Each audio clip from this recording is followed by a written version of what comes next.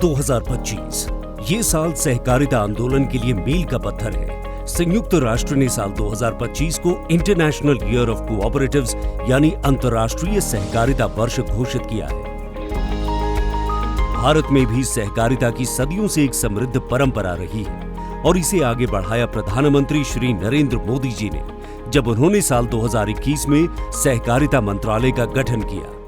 लोकतंत्र की एक सबसे बड़ी इकाई को मजबूत करने के लिए हमने अलग कोऑपरेटिव मंत्रालय बनाया और वो हमारी सहकारी संस्थाएं उसका जाल बिछा रहा है ताकि गरीब से गरीब की वहां सुनवाई हो, उसकी आवश्यकताओं की पूर्ति हो और वो भी राष्ट्र के विकास की योगदान में एक छोटी इकाई का हिस्सा बनकर के उसमें वो योगदान दे रखें। हमने सहकार से समृद्धि का रास्ता अपनाया है। प्रधानमंत्री श्री नरेंद्र मोदी जी के नेतृत्व में नवगठित मंत्रालय का प्रभार संभाला माननीय गृह एवं सहकारिता मंत्री श्री अमित शाह जी ने। गांव, किसान, महिला और गरीब इनके एम्पावरमेंट के लिए ये आंदोलन ने ढेर सारे रास्ते खोले हैं और मुझे विश्वास है कि हमारा जो ध्येय प्रधानमंत्री जी ने हमें दिया है, सहकार से समृद्धि, इसको हम सुनिश्चित कर पाएंगे। भारत में सहकारिता के बढ़ते प्रभाव का एक प्रतीक है नेफेड यानी national agricultural cooperative marketing federation of India limited. किसानों की मेहनत को सही बाजार, सही दाम और सही मंच देने में नेफेड का बड़ा योगदान रहा है। 2 अक्टूबर 1958 को स्थापित नेफेड आज न सिर्फ भारत बल्कि दुनिया की अग्रणी सहकारी संस्थाओं में से एक है।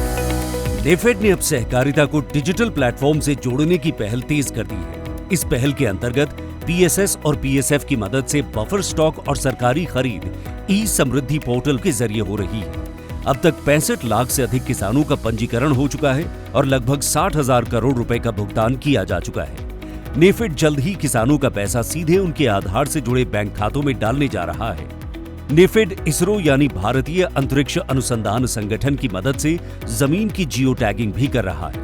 इससे फसल की श्रेणी, प्रकार और उपज पर नजर रखी जा रही है। नेफेड सहकारिता मंत्रालय की एक और अभूतपूर्व पहल अनाज भंडारण योजना में शामिल है।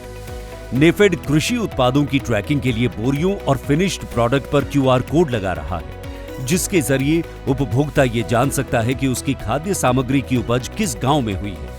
नेफेड ई ऑक्शन EWHR यानी इलेक्ट्रॉनिक वेयरहाउस रसीद प्रणाली का उपयोग कर रहा है। इसके साथ ERP और RBS की मदद ली जा रही है।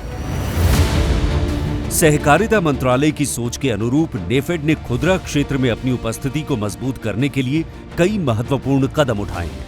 नेफेड बाजार से उपभोक्ता घर बैठे या स्टोर में जाकर प्रोडक्ट खरीद सकते हैं। नेफेड भारत ब्रांड के तहत किफायती दरों पर खाद्य सामग्री भी उपलब्ध कराता है। नेफेड ने पैक्स के माध्यम से फ्रेंचाइजी मॉडल पर भी नेफेड बाजार स्टोर्स शुरू करने की पहल की है। नेफेड भारत सरकार की सामाजिक योजनाओं में भी अपनी भागीदारी निभा रहा है। नेफेड देश भर में 2700 से ज्यादा सहकारी समितियों और FPOs के साथ काम कर रहा है। 4 लाख से अधिक किसानों को सीधे जोड़ चुका है और उनके उत्पाद को नेफेड ब्रांड के तहत पहचान भी दे रहा है। कोविड-19 जैसी आपदा के समय नेफेड ने 9 महीने में 15 लाख मैट्रिक टन दलहन देश भर के 19 करोड़ से अधिक परिवारों तक पहुंचाया। वहीं भारत सरकार के निर्देश पर नेफेड कई हजार टन चावल विदेशों में भेज रहा है। भारत के सहकारी आंदोलन की यात्रा में ये वर्ष एक महत्वपूर्ण पड़ाव है। भारत सरकार की नेफेड जैसी संस्थाओं ने यह साबित किया है कि जब सही सोच, सही तकनीक और सही संगठन एक साथ आते हैं तो सहकारिता सिर्फ एक विचार नहीं बल्कि विकास की ताकतवर शक्ति बन जाती है। और ये संस्थाएं विकसित भारत के लक्ष्य को पूरा करने के लिए सहकार से समृद्धि के मार्ग पर अग्रसर हैं।